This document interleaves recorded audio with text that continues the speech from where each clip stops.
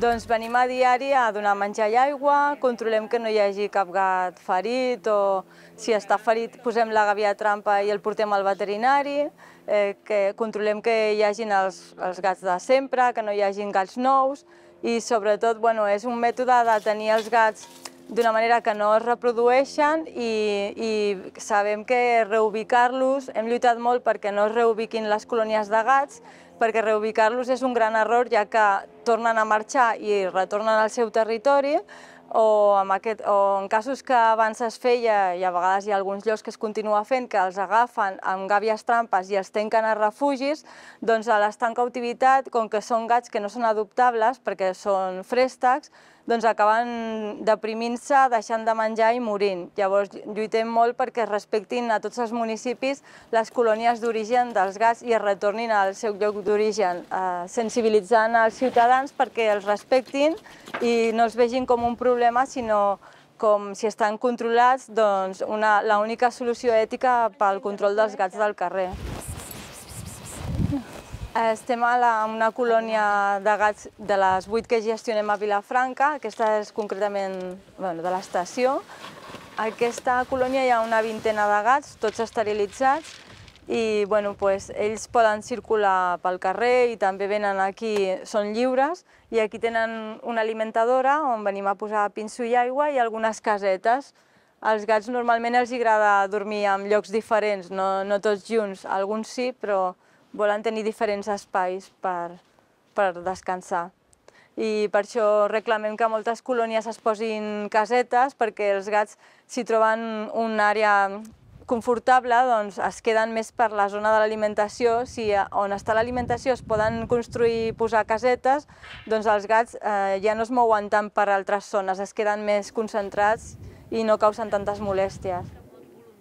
Són gats que gestionem amb el mètode CER, que es tracta de captura, esterilitza i retorna, que són gats que van néixer a aquest territori, llavors els vam capturar, esterilitzar i retornar al seu lloc perquè són gats ferals o gats lliures o gats comunitaris que volen viure en el territori on han nascut i el control que fem és aquest, alimentar a diari a través de voluntaris i controlar si apareixen gats nous, doncs capturar i esterilitzar. A vegades apareixen gats que la gent ha abandonat i aquests els donem en adopció si són domèstics i si són ferals doncs els deixem al territori on han aparegut però esterilitzats. Bé, ara ho deixaré aquí. A altres colònies no podem fer això perquè la gent es queixa. Si posem ens esperem a que s'ho mengin. Normalment són els mateixos ciutadans, com que sabem que som una entitat, es comuniquen amb nosaltres i ens avisen a tal zona hi ha uns quants gats que o perquè la gent els ha abandonat i han anat creixent a aquell entorn amb por i ja no s'han pogut tornar a sociabilitzar o perquè són gats que ja van néixer al carrer, doncs s'estableix allà la colònia i busquem voluntaris que puguin fer-se encàrrec d'anar a diari a crear el punt d'alimentació o a mantenir el punt que ja hi havia i esterilitzar sobretot perquè no creixi més la colònia. És que ara us vais a cagar ja, que no queréis ver. Bueno, ara a Vilafranca des d'alguns anys ens estan ajudant a esterilitzar a través del CAT, de la Mancomunitat. Els dies que no podem portar el CAT perquè marquen uns horaris i uns dies, doncs els agafem pel nostre compte i els portem a centres col·laboradors que tenim, com el Centre Veterinari Poble Nou o a Torrelles, al centre del Foix, i ens fan preus especials i llavors els capturem i els portem a esterilitzar. Nina! Nina! Aquest és un assidu, aquest almenys ja fa uns 12 anyets que està aquí, aquest gatet. Sí, va néixer aquí, És un gat feral, sí. Ell ha nascut al carrer i tota la vida ha estat visquent al carrer. És a dir, per ell el seu territori és aquesta zona, no surt a l'exterior. Tot i que està a l'exterior, però dintre del recinte on està, ell sempre està per aquí, és molt sociable. Cada dia passem a posar el que és una miqueta de llauneta, perquè sempre es va bé que també una mica de menjar humit puguin menjar, que val que la gent està dient, pensa, bueno, com que és un gat que està al carrer, doncs ja caça mixons o caça cosetes, sí, però, bueno, si sempre se'ls dona una mica d'aliment humit, doncs ho agraeixen molt també, i així també te'ls vas guanyant, que sembla que no, doncs aquest gat al principi era un gat que no es deixava tocar ni es relacionava, però mica en mica, doncs agafant contacte, i de vegades també una mica amb el menjar humit, doncs es van confiant en tu, i mica en mica, i amb temps i dedicació, doncs te'ls vas guanyant. I llavors venim i cada dia posem aigua i el que fem és que posem menjar també, perquè un dia per l'altre ja no és que siguin només els gats, perquè de vegades venen alguns erissos, perquè ens trobem que també a les colònies ferals, com que també hi ha erissos que tomben i a la nit surten, doncs a vegades també conviuen una mica amb els gats i també mengen el pinso, i per això normalment es ve cada dia perquè tard o d'hora el buiden. Normalment també intentem que la colònia estigui una mica en condicions i llavors els hem fet també perquè tinguin una mica de refugi. Nosaltres aquí vam construir aquests baüls perquè a l'hivern o a l'estiu es puguin protegir. Normalment el que és molt important també els voluntaris o els alimentadors que ens cuidem de colònies és que si es posa menjar humit sempre després se'ls hi retiri. Ens hem d'esperar que l'animal acabi de menjar i així no deixem mai restes que puguin quedar per aquí, perquè hem de cuidar una mica el que és l'higiene i també pots cridar que vinguin altres tipus d'animals i no és correcte tenir que deixar el menjar humit. Si el menjar sec, cap problema, però el menjar humit sempre intentar recollir-lo i no deixar cap resta. Guapetón? Ale, fins demà, guapo. Normalment nosaltres, la nostra associació, Vilanimals, s'encarrega d'unes entre 8 i 9 colònies, el que són d'aquí Vilafranca. Llavors, més o menys per gats, que també va molt la temporada perquè depèn de les baixes que a vegades hi ha, o altes en el sentit que apareixen gats en colònies que ja tenim controlades, però que apareixen 9 gats. Normalment, ara en aquests moments, estem portant uns 90 gats entre totes les colònies que tenim. I, esclar, això sembla que no, és una despesa bastant important perquè són animals que cada dia mengen i necessiten el seu pinso. I llavors nosaltres, al ser una associació sense ànim de lucre, depenem molt de les donacions de les persones per poder alimentar. I tot l'altre intentem fer-nos a càrrec nosaltres, però és que arriba un punt que són molts gats i molts animals i si els vols tenir en condicions, amb bona salut, ben alimentats i el que els hi faci falta amb ells, doncs, esclar, sembla que no, és molta feina i molts cèntims que no es tenen i intentem que amb la pàgina de Facebook també que tenim i altres tipus de mitjans de comunicació que ens puguin ajudar, fins a socis.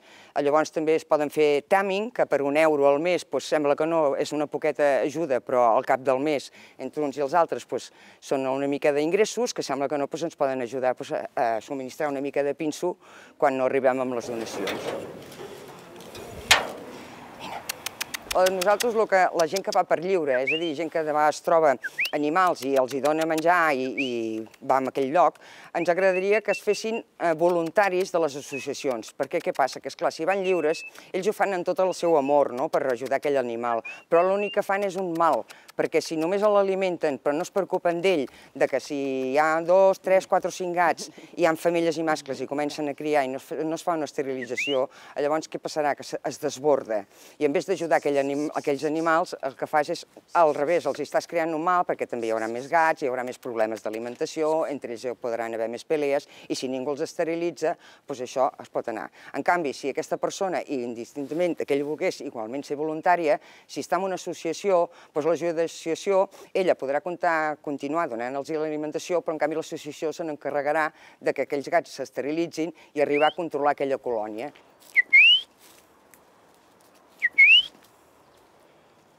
Si tú tienes un animal, te tienes que preocupar por él. Es lo que comentábamos antes, ¿no?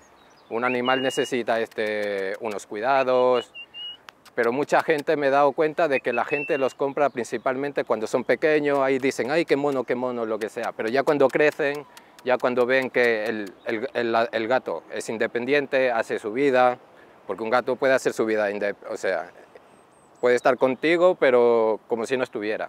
Es como un perro, ¿no? Que el perro sí está ahí. Entonces, claro, la gente debería tener más cabeza a la hora de adoptar o comprar, porque tampoco, también hay que decir que se compra, hay venta de animales, ¿no? Que eso debería estar prohibido desde mi punto de vista, porque es mejor, considero que hay muchos animales abandonados en la calle o en las perreras que merecen la oportunidad de ser adoptados y tener una vida digna. Yo lo hago porque me siento bien, porque sean animales no significa, o sea, porque hay ¿cómo se dice? Hay un debate entre si los animales son más importantes que los humanos, la vida. Para mí no es más importante un animal que un humano, ni viceversa, porque ambos tenemos vida, ambos necesitamos comer, necesitamos cariño, necesitamos comprensión, aunque ellos lo necesitan desde otra forma. No sé, a mí, yo por ejemplo, yo te lo digo, yo me siento bien y a mí me gusta ayudar, me gusta colaborar, me gusta ayudar a otros seres, porque yo miro por seres, yo no miro por si es humano, si es un animal, si es un perro, un gato. Hoy en día se tiene que ayudar que te nazca del corazón, sin importar quién sea. Bueno, últimamente lo que me estoy encontrando es que cuando voy a las colonias faltan cosas. O sea, por ejemplo, hay días que falta la comida, a lo mejor voy hoy y al día siguiente ya falta comida. Entonces, claro, tenemos la sospecha de que alguien nos coge la comida. Pero también puede ser que al haber mucho más animales, que también haya crecido la colonia i entonces ahora coman más. Clar, això suposa, entre moltes altres coses, un cost econòmic, perquè clar, hem d'assumir els costos del que és el pinso i suposa a l'any uns 3.400 euros en gastos de menjar. Però a més, si hi ha els gats que estan malalts o que tenim que fer algun tipus d'operació molt urgent, doncs també són els costos veterinaris. Ho gestionem en part privada, és a dir, nosaltres paguem els gastos dels pinsos. També hi ha persones voluntàries que ens donen pinso. Per exemple, tenim diverses tendes d'alimentació a Vilafranca on hi ha una caixa amb el nom de l'associació i la gent pot donar o bé un pinso o bé pot donar una mica de monedes en una petita guardiola que tenim que ens serveix per pagar pinso. I si no, també n'hi ha una part que ens la financia l'Ajuntament amb subvencions. I aquí la veritat és que és una colònia que estem molt contentes perquè el veïnat està molt satisfet amb aquesta colònia, saps? A vegades... Bueno, jo m'agrada també una mica, com el meu company ha dit, ajudar i també és una manera de donar de tu, de donar aquest carinyo que tens, donar-lo amb els animals, donar també, per exemple, jo personalment no vaig a les colònies, però sí que faig, per exemple, tot el tema dels mercadets, ajudo d'una altra manera. Hi ha moltes formes d'ajudar i a mi m'agrada ajudar més en el tema de la gestió, que és el que se'm dona bé. A cadascú se li dona bé una cosa i a mi se'm dona bé aquesta. O sigui, nosaltres necessitem voluntaris actius i sobretot que estiguin disposats a fer-ho contínuament, perquè un voluntari que vingui un dia està molt bé, que ens ajuda, però clar, la nostra tasca és contínua, com hem vist a les colònies, no es poden deixar d'alimentar, per tant es necessita que hi hagin voluntaris que estiguin disposats a venir com a mínim un cop a la setmana a fer, donar menjar, o bé participar a les nostres paradetes per recaptar diners. En fi, també necessitem tasques de difusió social, que sàpiga la gent què estem fent, entre d'altres. Ajuda, et fa sentir molt bé i aleshores també és una mica que veure com els animals s'estàs traient endavant, també que la gent sàpiga quina tasca s'està fent, això també te dona una aportació i una satisfacció personal, de fet, de poder ajudar.